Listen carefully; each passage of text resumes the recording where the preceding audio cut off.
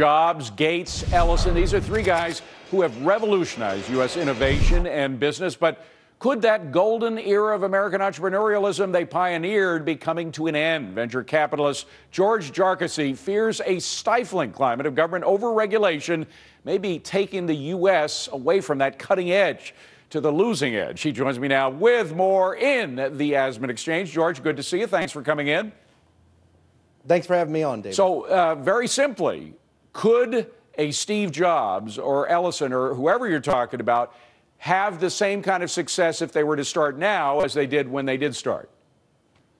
No, not today. And it's not that the entrepreneurial spirit's not in America.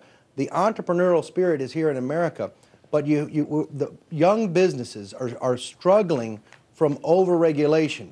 And people say, well, regulation, what do you mean? Well, a business that's a young business, maybe doing $5 or $10 million in sales, has the same regulatory environment as a company doing $1 billion in sales. And that's the problem, with one of the problems. The other problem is capital. And so you have overregulation, which that has caused a problem with capital over the last 2 decades. But you do have people, you do have young entrepreneurs like Zuckerberg and Facebook. I mean, there are young entrepreneurs with new products, new ideas, new services that they're bringing online. Yeah, you do have those guys, and you've got a guy like Jobs who was doing his work in his garage.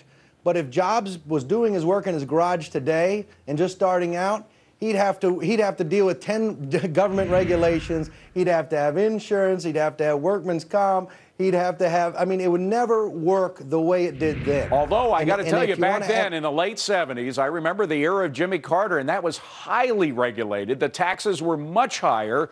That's when they got their start. Of course, they didn't really blossom until the Reagan tax cuts came in 1983, when they finally kicked in. But these guys did get their start in a highly regulated, highly taxed environment.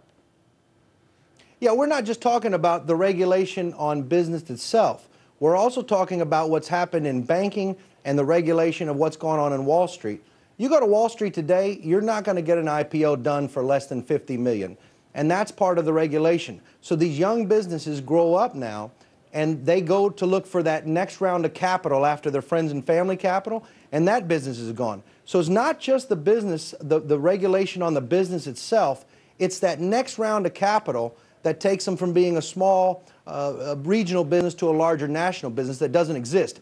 Take, for example, if you look at what Bill Gates and Paul Allen had when Microsoft went public, they had 70% of that company after the IPO.